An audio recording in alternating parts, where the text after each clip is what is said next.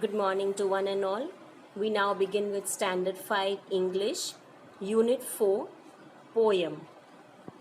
The name of your poem is Crying, and it is written by Galway Kinnell. In this poem, the poet tells the child to cry as much as he wants. Why?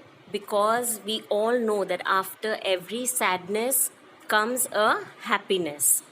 So this poem is based on crying. Crying only a little bit is no use. You must cry until your pillow is soaked. Then you can jump in the shower and splash, splash, splash. The poet is trying to say that don't cry only for few seconds or minutes. Cry so much that the tears make your pillow soaked with water, and when you jump in it, the water splashes, and in such a way that you can even have a bath or a shower with the soaked pillow. So much you are supposed to cry. As you can see in this picture, the child is crying and the water from his pillow is splashing out. You can see the drops of water splashing out from his pillow, and he's crying. His head is dug in the pillow and he's crying and crying and crying. Then you can throw open your window and ha ha ha ha. And if people say, "Hey, what's going on up there?" Ha ha, sing back. Happiness was hiding in the last tear. I wept it. Ha ha. The poet is trying to say that when you cry, all your sorrow which is in you, it comes out with your tears. And when you are satisfied by crying and your heart becomes a little light because of crying, then you open the window and you start laughing. And when you laugh, people will notice that you are laughing. Then they will ask you that what is going on, why are you laughing? Then you can say that I have cried out all my sorrow and now I am happy. And you can keep on laughing. So as I said earlier, that every happiness is followed by a grief. So whenever you cry, the next moment you are always happy. Now let's do some new words and their meanings. Your first one is soaked. Soaked means completely wet, drenched with water. So that is called soaked. Shower, bath in which water is sprayed from above.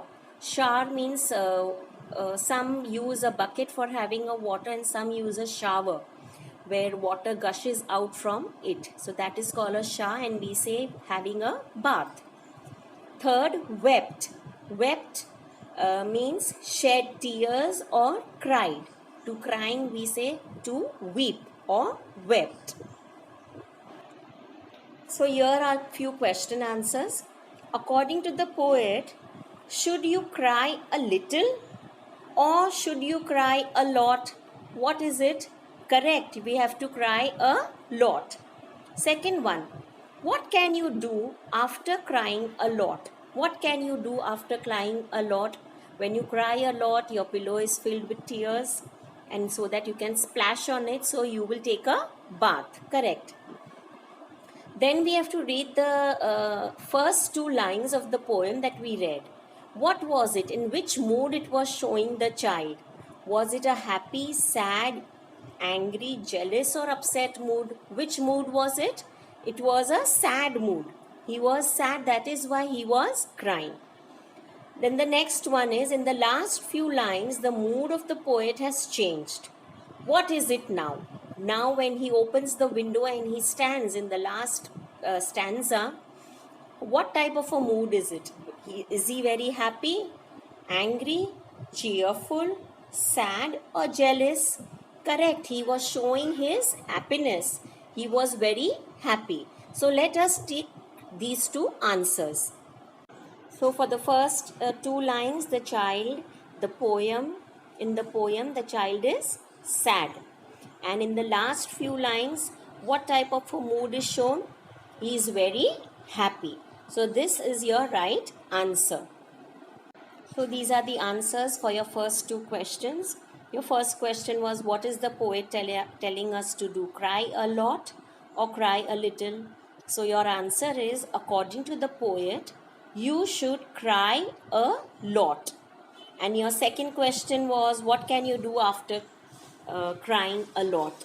So after crying a lot, you can take a bath or you can take a shower. Both are correct. Are these sentences right or wrong? We have to put a right or a wrong if they are so. The first one, the poet says, you must not cry much. So is it right? Wrong. This sentence is wrong. He says that one should cry more, a lot. Second, the poet says that you should cry till your pillow is soaked. Correct. Third, the poet says that after crying, you should open the window and laugh so that the people will see that you are happy. This is also right. That is what the poet said, that cry and then you open the window and show your happiness because you've removed all your sorrow from your heart.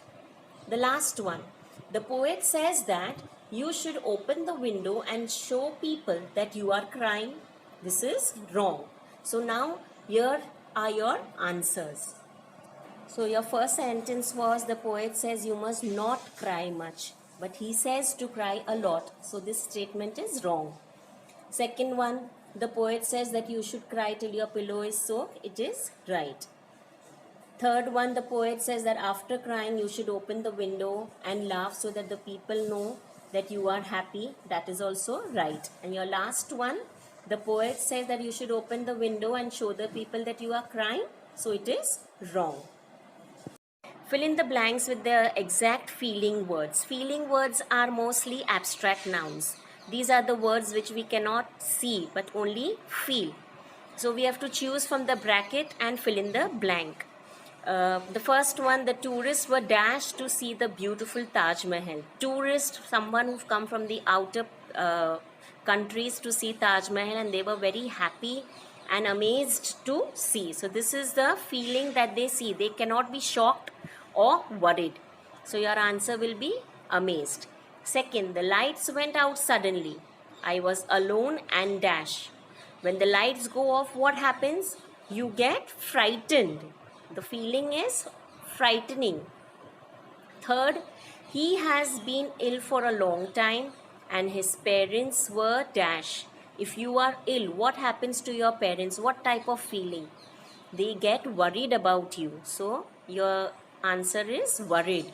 And the last one, the shopkeeper was dash when he saw his safe wide open with all his money missing. So he was shocked when he could see his whole safe was empty. His whole drawer was empty and there was no money. So he was shocked. So these are the feelings which are expressed here. So let us pick the correct answer.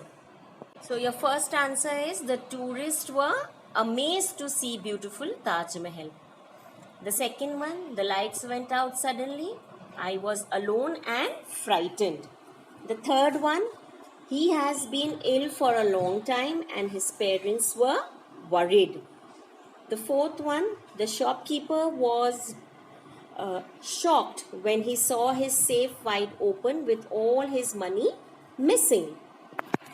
The word happiness ends in N-E-S-S. The last four words are ness, N-E-S-S, and comes from the word happy.